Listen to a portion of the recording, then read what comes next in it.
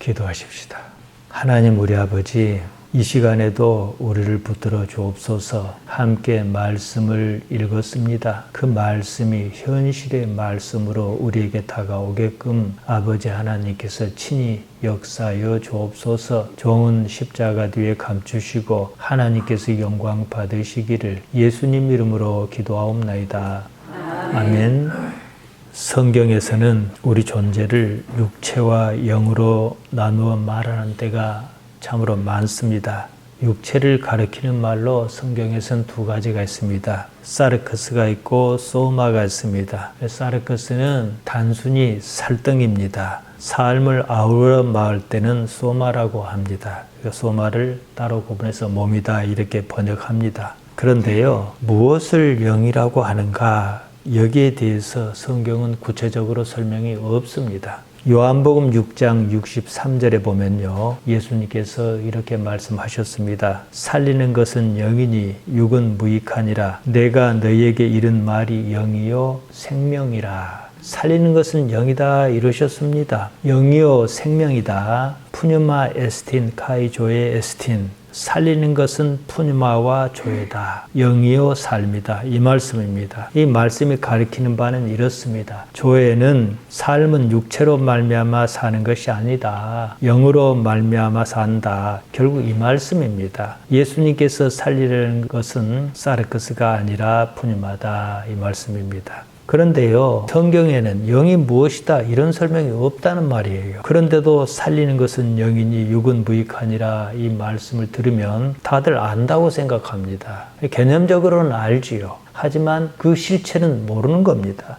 육체는 우리가 압니다. 근데 영은 모릅니다. 성경에서 영이나 성령이나 똑같은 말입니다. 헬라말로 푸뉴마입니다. 히브리 말로 르아흐입니다. 성령은 거룩한 영이다 이 뜻입니다. 거룩하다는 말로 영을 수식합니다. 영은 정신이 아닙니다. 정신은 사물을 느끼고 생각하며 판단하는 능력이나 그런 작용입니다. 마음의 자세나 태도를 말하기도 합니다. 그러면 영이 혼이냐? 그것도 아닙니다. 우리말 사전에서 혼은 사람의 몸과 정신을 다스리는 비물질적인 것이다 이럽니다. 순수 우리말로 하자면 혼에 가장 가까운 것은 넋입니다. 영은 정신도 아니고 혼이나 넋도 아닙니다. 이것은 어디에 속하냐? 소마에 속하는 겁니다.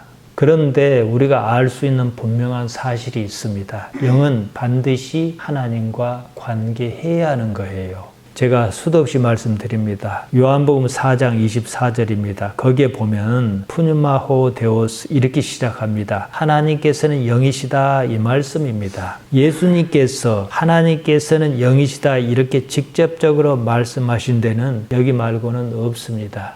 창세기 1장 2절에 이런 말씀이 있습니다. 땅이 혼돈하고 공허하며 흑암이 깊음 위에 있고 하나님의 영은 수면 위에 운행하시니라 이렇게 나옵니다. 하나님의 영이란 말이 나옵니다. 구약 성경이니까 히브리 말이 아니겠습니까? 베르아흐 엘로힘입니다. 엘로힘은 하나님이란 뜻입니다. 영 루하흐입니다. 루하흐와 엘로힘이 접속사배로 이어져 있습니다. 하나님께서는 영의 상태로 계신다 이 말이에요. 앞서 말씀드린 요한복음 4장 24절과 같습니다. 푸니마오 데오스 하나님께서는 영이시다. 이럽니다. 모세가 히브리 백성을 광야 가운데로 인도할 때였습니다. 모세는 하나님께서 함께하여 주시기를 바랐습니다. 이때 하나님께서 모세에게 이렇게 말씀하셨습니다. 출애굽기 33장 14절에 나옵니다. 여호와께서 이르시되 내가 친히 가리라. 내가 너를 쉬게 하리라. 내가 친히 가리라. 파나이 열레쿠입니다. 지게 가면 파나이 내 얼굴이 열레쿠 갈 것이다 이 뜻입니다. 이제 내 얼굴이 갈 것이다 그러면 번역이 좀 이상하잖아요. 그러니까 내가 친히 가리라 이렇게 우리가 이해할 만하게 번역했단 말입니다. 하나님께서 어떻게 얼굴이 함께 가겠습니까? 아까 제가 말씀드린 것에 비추어 이해하자면 하나님께서 영으로 함께 하신다 이러면 뜻이 통하잖아요. 따라서 영은 인간을 상대하는 하나님의 존재 방식입니다. 그러니까 우리 기독신앙은 하나님의 이런 존재 방식에 어떻게든 익숙해야 하는 거예요. 방법은 하나밖에 없습니다. 육체가 무엇을 원하는가 여기서 시작해야 합니다. 육체가 원하는 것은 육체가 원하는 것이지 내가 원하는 것은 아니라 이런 구분부터 해야 해요. 이런 구분에서 시작하는 겁니다. 육체가 나는 아니기 때문입니다. 영이 무엇이든지 간에 분명한 사실은 영은 육체가 없다는 겁니다. 영은 육체의 영향을 받지 않습니다. 영혼의 세계는 하나님과 온전히 함께하는 그 세계입니다. 하나님께서 그러시는 것처럼 그 세계에서는 우리 또한 육체의 영향을 받지 않습니다. 육체의 영향을 받지 않는 그 상태가 곧 영의 상태다 이 말씀입니다. 사도 바울은 갈라디아서 5장 17절에서 이렇게 말했습니다. 육체의 소욕은 성령을 거스르고 성령은 육체를 거스르나니 이 둘이 서로 대적하므로 너희가 원하는 것을 하지 못하게 하려 함이니라. 다시 말씀드립니다. 성령이라고 번역한 말 푸뉴마입니다. 그냥 영이에요. 여기서 소욕이라는 말이 나옵니다. 동사로 에피디메오입니다. 명사로 에피디미아입니다. 이 말은 원래 에피, 그 다음에 디모스 이걸 합친 거예요. 에피는 무엇에 대하여 이런 뜻입니다. 디모스는 열정, 욕정, 열망 이런 뜻 외에 분노, 진노, 경노 이렇게 쓰입니다. 에피디미아는 디모스를 어떤 것을 향하여 돌려놓는다 이런 뜻에서 욕심, 욕망, 정욕 이렇게 주로 나쁜 뜻으로 번역합니다. 소욕이라는 말 자체는요. 무엇을 원하는가 이것입니다. 바울이 말하고자 하는 것은요. 육체, 곧 사르크스가 원하는 것은 영, 푸뉴마가 원하는 것과 다르다는 거예요. 거스른다 그랬습니다. 거스르다는 말 카타를 썼습니다. 여러 가지 뜻이 있습니다만 여기서는 대항한다, 반대한다 이런 뜻입니다. 사르크스의 소욕은 푸뉴마를 거스린다. 서로 충돌을 일으킨다 이거거든요. 육체가 원하는 것은 영과 반대 태도를 취한다 이 말입니다. 다른 한편으로 영은 육체를 거스른다 이랬습니다. 영과 육체는 서로 맞서는 상대입니다. 결코 양립할 수 없다 이 말입니다. 여기서 우리가 주목해야 하는 것은요. 육체의 소욕이 너희가 원하는 것을 하지 못하게 한다는 거예요.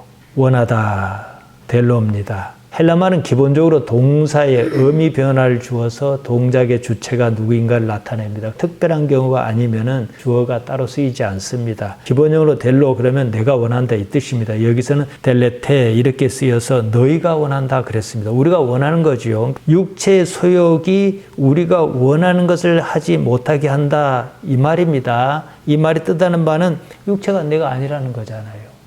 제가 자주 비유를 듭니다. 배가 고파서 무엇인가를 먹고 싶습니다. 육체가 원합니다. 육체가 원하는 것이지 내가 원하는 건 아니에요. 나는 다만 육체 가운데 살자니까 육체를 좀 구슬려야지요. 먹어주는 거예요. 갈라디아서 5장 17절을 보면 육체를 가리키는 사르크스와 영을 가리키는 푸뉴마 이렇게 딱 두 단어가 대립 개념으로 나옵니다. 육체가 원하는 것이 내가 원하는 것을 하지 못하게 한다 이 말이 무슨 말이겠습니까? 내가 원하는 것은 영이 원하는 것과 같다 이 말이에요. 본디 이 안에는 사르크스를 나에게서 떼어낸다는 이 개념이 있으면 영을 생각할 수가 있겠지요. 육체가 원하는 것을 내가 원하는 것이라고 생각하지 말아라 이 말입니다. 사무엘하 7장 14절에 이런 말씀이 나옵니다. 나는 그에게 아버지가 되고 그는 내게 아들이 되리니 그가 만일 죄를 범하면 내가 사람 막대기와 인생 채찍으로 징계하려니와 이 말씀을 우리가 이해하기 쉽게 간단히 말하면 뭐겠습니까? 하나님께서는 삶으로 역사하시겠다 이 말씀이에요. 그래서 우리 삶에 고난이 있고 그런 거예요. 우리가 삶을 들여다보아야 하는 이유입니다. 어떻게 해야 하는지 지난 시간에 제가 미가 6장 8절로 말씀드렸습니다. 사람아 주께서 선한 것이 선하단 말 토부는 좋은 것을 말합니다. 선하다는 뜻도 있지만 좋은 것을 말합니다.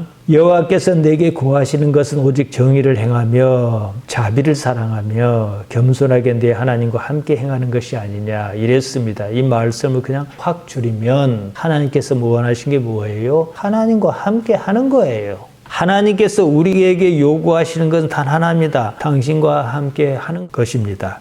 우리가 육체로 하나님과 함께 하겠습니까? 하나님과 함께 한다는 말은 무엇입니까? 하나님과 뭔가 통해야 하지 않겠습니까? 육체로 통하겠습니까? 그 통한다는 그것이 영이다 이 말씀이에요. 영이 무엇인지 몰라도 상관이 없습니다. 하나님과 함께 하느냐 이 문제입니다. 마태복음 5장 8절에서 예수님께서 이 말씀을 하셨습니다. 마음이 청결한 사람이 하나님을 볼 것이다 이러셨습니다. 하나님을 본다는 말이 뭐겠습니까? 보다는 말 호라오는 단순히 눈으로 보는 것을 의미하지는 않습니다. 경험의 세계로 하나님을 아는 것을 말합니다. 사람이 자기 삶에서 하나님을 아는 거예요. 자, 우리가 이 지점에서 한번 생각해 봅시다. 우리는 어떤 사람입니까? 아이고, 나는 하나님 아버지 없으면 못 살아요. 이런 사람이잖아요. 무엇이 그렇게 했는가 하는 거예요. 우리 예배당을 벗어나면 다른 사람은 어떻게 해요? 하나님 무엇인지 관심도 없고 생각도 없습니다. 그러니까 하나님에 대해서 생각이 있는 것, 이건 육체의 소욕은 아닙니다. 공자는 이런 말을 했습니다. 70이 종심소욕 불효구. 사람의 나이가 70이면 종심소욕, 마음이 원하는 것을 따라도 문제가 없어야 한다. 이런 뜻으로 말했습니다. 그래서 사람의 나이 70을 종심이다 이럽니다. 70이면 살 만큼 산 나이입니다. 그냥 살지 않았습니다. 평생을 하나님만 생각하고 살았습니다. 그로써 마음이 깨끗해졌습니다. 이런 상태라면 그 마음을 따르는 것, 종심소욕, 마음의 요구는 육체의 요구가 아니라 영의 요구다 이 말이에요. 여러분 이 경지에 이르렀어야 합니다. 충분히 이해하실 겁니다. 9절입니다. 내가 만일 내 입으로 예수를 주로 시인하며 또 하나님께서 그를 죽은 자 가운데서 살리신 것을 내 마음에 믿으면 구원을 받으리라. 입으로 시인하며 호몰로게세스 엔토 스토마티. 스토마는 그 입을 말합니다. 말하는 입이에요. 시인하다는 말은 우리말로 그렇다고 인정하는 거예요. 근데 여기서 시인하다는 말 호몰로게오가 쓰였습니다. 이 말은 우리가 시인하다, 우리 국어사전에서 보는 말과는 의미가 조금 다릅니다. 법률과 종교에서 중요한 의미를 가진데요. 동일하다는 뜻 호모, 말하다, 레고가 합친 말이에요. 그래서 호몰로게오는 동일한 것을 말한다. 내가 만일 내 입으로 예수를 동일하게 말하면, 예수님과 똑같은 소리를 하면 이 말이에요. 같은 말로서 호몰로기아가 있는데 믿음을 뜻하기도 합니다. 고린도후서 9장 13절에 보면요. 이 직무로 증거를 삼아 너희가 그리스도의 복음을 진실히 믿고, 이것도 진실히 믿고 이 말이 바로 호몰로기아입니다. 믿음으로도 쓰여요. 같은 의미입니다. 따라서 9절에서 시인하다는 말은 정말로 그렇게 믿어야 그 말이 가능하다 이런 뜻입니다.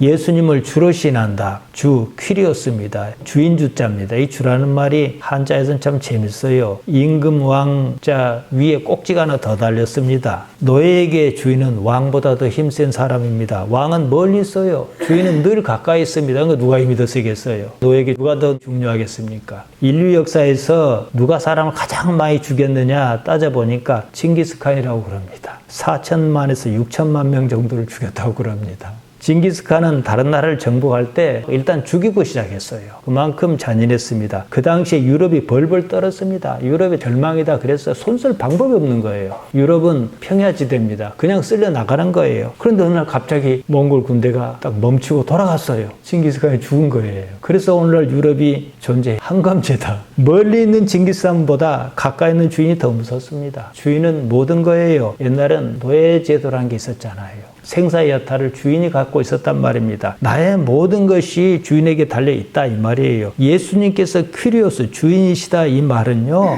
쉽게 쓸 수 있는 말이 아닙니다. 목숨도 걸어야 하는 말이에요. 나의 모든 것이 예수님께 달려있다 이 말입니다. 동시에 하나님께서 예수님을 죽은 자 가운데서 살리신 것을 내 마음에 믿느냐 이겁니다. 그러면 구원을 받을 것이다 이렇게 이야기합니다. 참 어렵습니다. 내가 보지도 않은 사실을 어떻게 믿겠습니까? 우리가 예수님께서 죽은 자 가운데서 살아나신 걸 봤습니까? 베드로나 이런 사람들은 그럴 수 있어요. 마음 가르디아입니다. 마음은 감정과 열정의 자리, 생각이나 상상력의 자리, 의지와 결심의 자리입니다. 모든 것이 마음에서 비롯합니다. 누군가를 미워하는 것도, 누군가를 사랑하는 것도 마음에서 일어납니다. 예수님을 믿는 것도 마찬가지입니다. 마음에서 일어나는 현상입니다. 마음에서 믿지 않으면 허사입니다. 죽은 자 네크로스입니다. 시체를 뜻합니다. 완전히 죽어버린 거예요. 앞서 제가 마태복음 5장 8절을 말씀드렸습니다.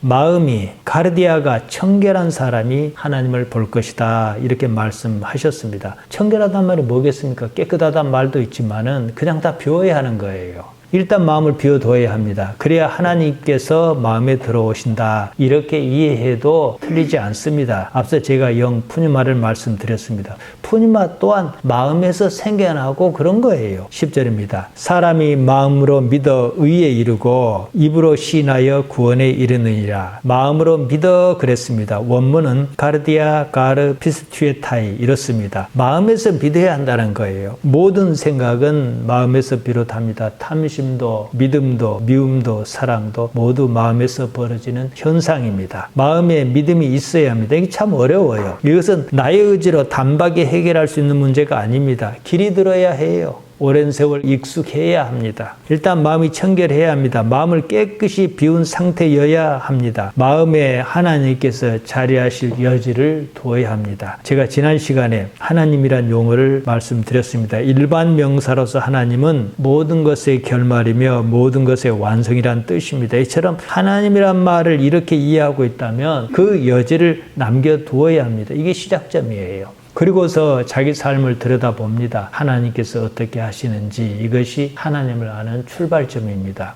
구원, 소테리아입니다. 명사로 쓰였습니다. 9절에서는 동사로 쓰여 구원을 받다, 구원하다, 소조가 쓰였습니다. 구원하다는 말 소조는요, 소마와 어원이 같습니다. 소마는 대개 몸이라고 번역합니다. 사르크스는 단순히 육체를 가리킵니다. 반면에 소마는 육체가 사는 그 삶을 가리키는 말로서 몸을 뜻합니다. 그러니까 정신이니 혼이니 의지니 이런 게 다 소마 안에 들어있는 거예요. 그래서 우리가 부활한다 그러면은 이제 육체는 딱 버리고 소마로서 부활하는 거예요. 구원은 구출을 뜻하는 말입니다. 삶이 하마르티아에 빠져 허우적대는 상황인데요. 거기서 구출하는 겁니다. 삶의 불행에서 벗어난 상태입니다. 이것이 성경이 말하는 바로 복 있는 삶입니다. 성경은 복을 이렇게 말합니다. 시편 1편 1절에서 3절에 나옵니다. 복 있는 사람은 악인의 길을 좇지 아니하며 복이 있으니까 악인의 길을 따를 이유가 없겠지요. 죄인의 길에 서지 아니하며 오만한 자의 자리에 앉지 아니하고 오직 여호와의 율법을 즐거워하여 그 율법을 죄하러 묵상하는 자로다. 그러니까 나는 복을 받아야겠다. 그러니까 하나님의 율법을 죄하러 묵상해야겠다. 그러면은 안 맞는 일이에요. 하나님을 사랑하고 좋아하면 어쨌든 우리가 그렇게 살다 보니까 주의 말씀이 정말로 달게 느껴지는 거지요. 그래서 저는 시냇가에 심은 나무가 시절을 쫓아 과실을 맺으며 그 잎사귀가 마르지 아니함 같으니 그 행사가 다 형통하리로다. 그 행사가 다 형통하니까 복 있는 거잖아요. 아쉐레이 하유시 복 있는 사람은 이처럼 시편은 복부터 시작해요. 결론적으로 사람이 하나님과 함께 해야 행복하다 이 말을 하려는 겁니다. 누구나 복 있는 삶을 바랍니다. 그렇다면 일단 그렇게 살아봐야 하지 않겠습니까? 마음으로 믿어 의에 이르고 입으로 시인하여 구원에 이른다 그랬습니다. 입으로 시인하다는 말은 앞서 제가 9절에서 말씀드렸습니다. 마음으로 믿는다는 말도 조금 앞서 말씀드렸습니다. 믿음과 의는 때려야 뗄 수 없는 관계입니다. 지난 시간에 6절과 7절을 설명하면서 말씀드렸습니다. 사실 믿음은요, 하나님의 정의가 무엇인가 어떻게 나타나는가 이것을 이해하면서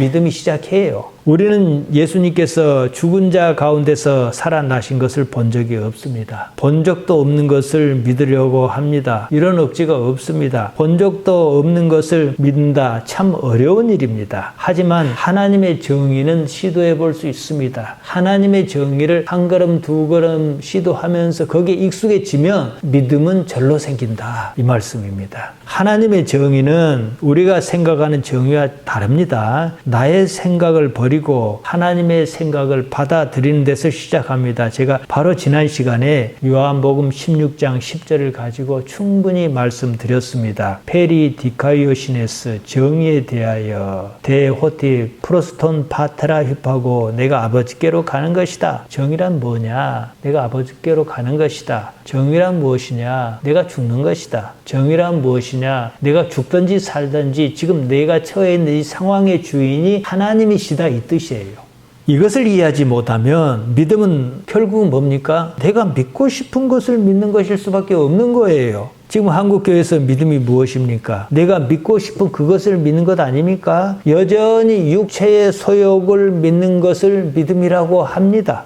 가끔 누군가 저에게 기도를 부탁할 때가 있습니다. 자기가 원하는 것이 이루어지게 기도해 달라 이겁니다. 결론은 뭐예요? 처음부터 정해져 있어요. 자기가 원하는 것을 이루는 것이 그것이 믿음이라는 겁니다. 내 생각이 아닐 수 있다는 여지를 두지 않는다는 거예요. 아까 말씀드렸습니다. 바울은 갈라디아서 5장 17절에서 육체의 소욕이 너희가 원하는 것을 하지 못하게 한다 이렇게 말했습니다. 내가 원하는 것은요 육체가 원하는 것이 아닙니다. 나와 육체를 구분하지 않으면 육체가 원하는 것이 바로 내가 원하는 것이라고 믿기에 이릅니다. 나는 육체가 아닙니다. 육체는 내가 아닙니다. 하나님의 정의에 충분히 익숙하면 믿음은 그냥 자연스러운 현상입니다. 복 있는 삶을 살기 바란다면 반드시 하나님께 익숙해야 합니다. 우리가 예배당을 왜 찾습니까? 하나님께 익숙하기 위해서 그런 거예요. 하나님께 익숙하려면 하나님의 정의를 생각하고 받아들여야 합니다. 그때 믿음이 생겨납니다. 그 믿음은 육체의 소욕을 따르지 않습니다. 육체가 원하는 것과 내가 원하는 것이 어떻게 다른지 압니다. 이왕 육체를 가지고 있으니 어쩔 수 없는 부분이 있습니다. 육체는요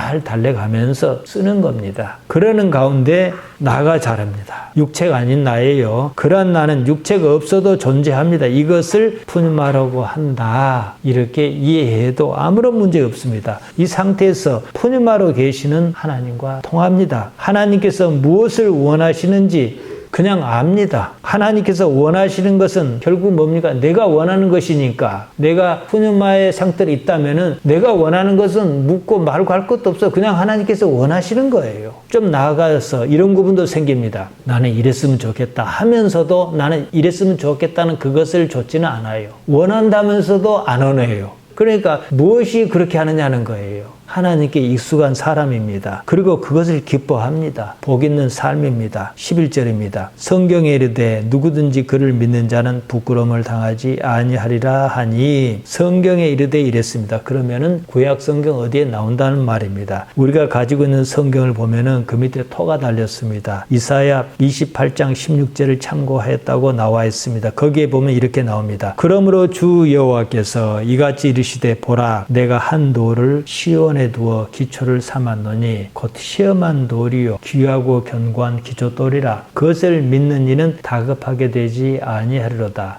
2주 전인가 제가 설명한 것 같습니다. 근데 여기에 아무리 보아도 부끄러움을 당하지 않는다는 말은 없습니다. 다급하게 되지 않는다 그랬습니다. 히브리 말로 후시입니다. 서두르다, 조급하다는 뜻입니다. 지지난주 로마서 9장 33절에서 말씀드렸습니다. 본문에서 부끄러움을 당하지 않는다는 말은요. 카타이스퀴노입니다. 이 말은 무엇에 대하여 카타와 부끄럽다는 말인 아이스퀴노에서 온 말입니다. 모욕을 주다, 부끄럽게 하다, 수치스럽게 하다 이런 뜻입니다. 대개는 본문을 이렇게 해석합니다. 당시 로마 황제 치하에서 예수님을 믿는다고 공개적으로 말할 수가 없었습니다. 그리스도인에 대한 대대적인 핍박이 있었습니다. 바울은 예수님을 믿고 고백하는 그리스도인이 결코 부끄러움을 당하지 않을 것이라고 합니다. 이는 궁극적인 상황을 두고 하는 말이라는 겁니다. 세상에서는 부끄러움을 당할지는 몰라도 하나님께는 그 믿음으로 인하여 부끄러움을 당하지 않을 것이다. 이 뜻이라고 말합니다. 모르겠습니다. 12절입니다.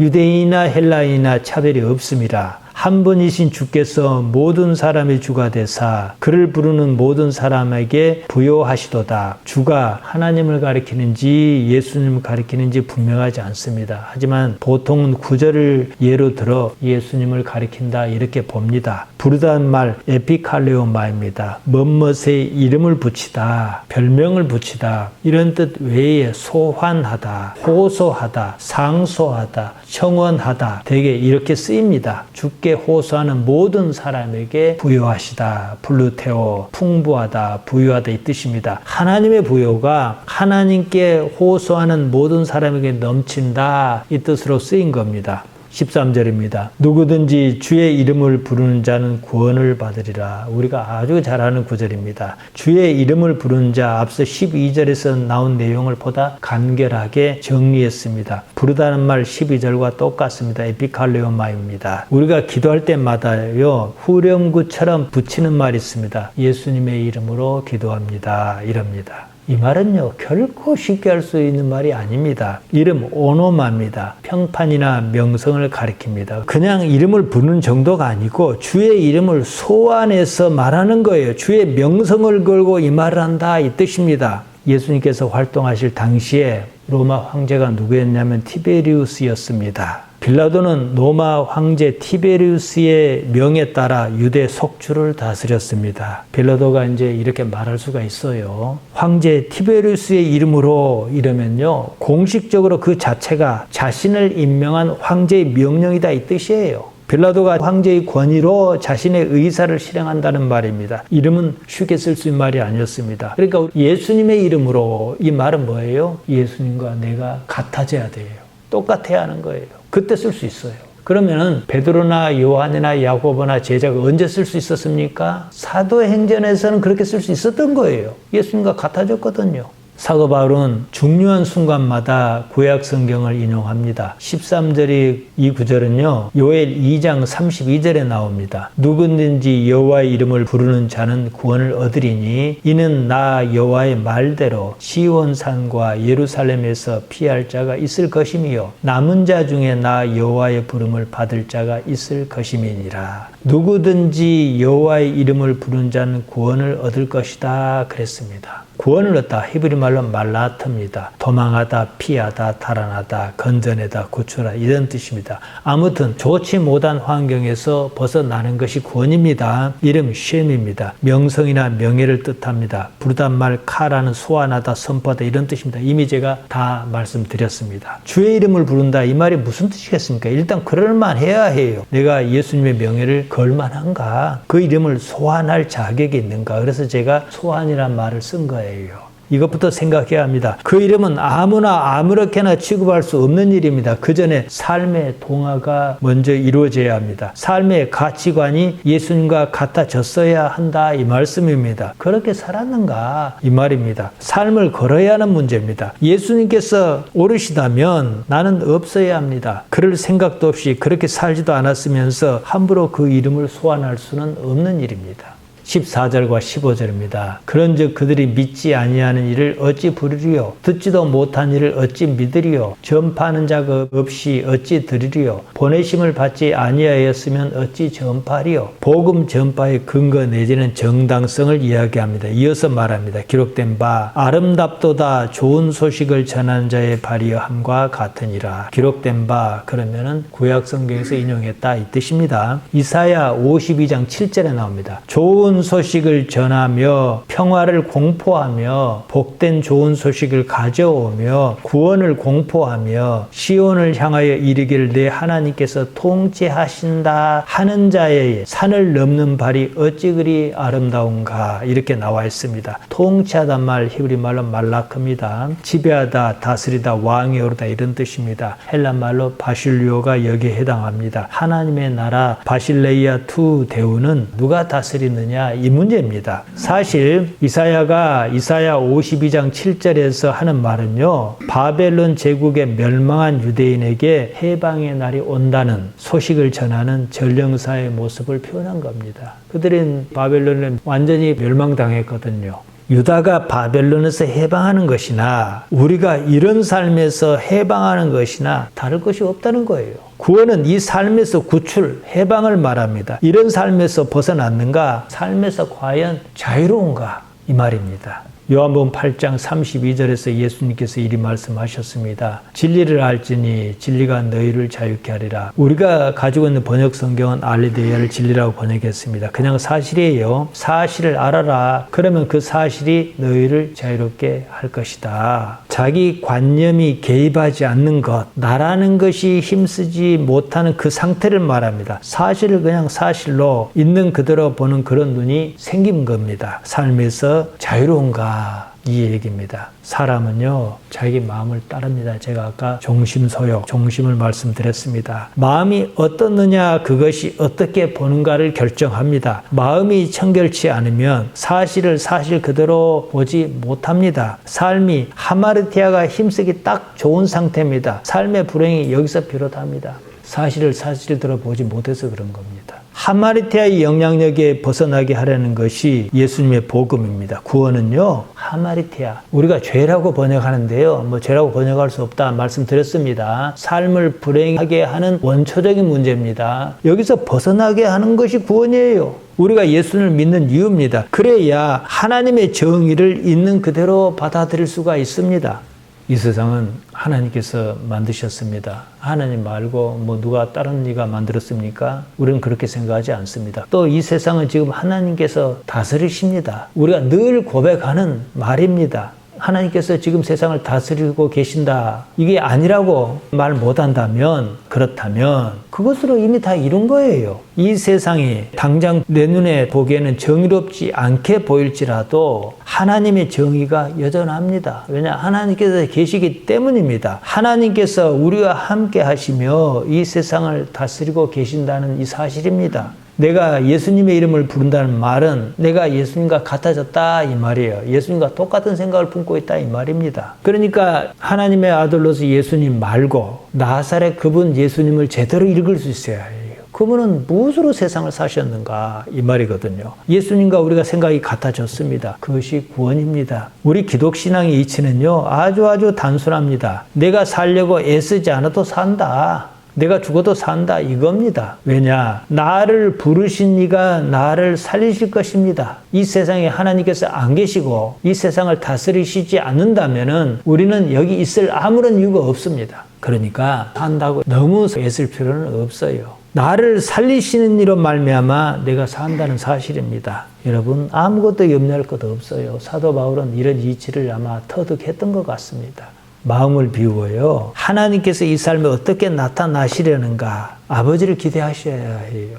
물론 내 마음에 안 든 경우가 참 많습니다. 요새 장마철이라 이 예배당을 들다 보면은 참 깝깝해요. 곰팡이 냄새도 나고 기관지가 다들 안 좋고 안 합니까? 상황은 마음에 안 듭니다. 이걸 좋다고 할 수는 없어요. 그러나 이런 상황에도 하나님께서 모르시겠냐는 거예요. 그럼 하나님께 아무것도 안 하고 네 알아서 해라. 네가 죽든지 말든지 나와 상관없다. 이러시겠냐는 거예요. 내가 이해를 못한 건 사실입니다. 마음에 안 든 것도 사실이에요. 하지만 내 생각은 딱 거기까지입니다. 이 일 위에 하나님께서 계신다는 건 분명하거든요. 이게 바로 하나님의 정의 디카이오시네입니다. 근데 여기에 익숙해지다 보면 어느 순간이 지나고 나면 하나님께 그래서 그렇게 하셨구나. 이걸 자꾸 확인해 가다 보면은 이게 하루 이틀에 쌓이는 건 아니잖아요. 자꾸 가다 보면 어쩌겠습니까? 천하 없는 일을 당해도 하나님께는 다 계획이 있다. 이럴 것 아니겠습니까? 그러면은 그 사람이 무엇을 바라겠습니까? 하나님을 바라겠죠. 이 능력으로 사시기를 바랍니다. 하나님 우리 아버지, 우리를 부르시고 인도하시나이다. 하나님께서 우리가 사는 이 삶에 어떻게 나타나시는지 다시 한번 확인하고 다짐하도록 우리를 이끌어 주옵소서. 예수님 이름으로 기도하옵나이다. 아멘.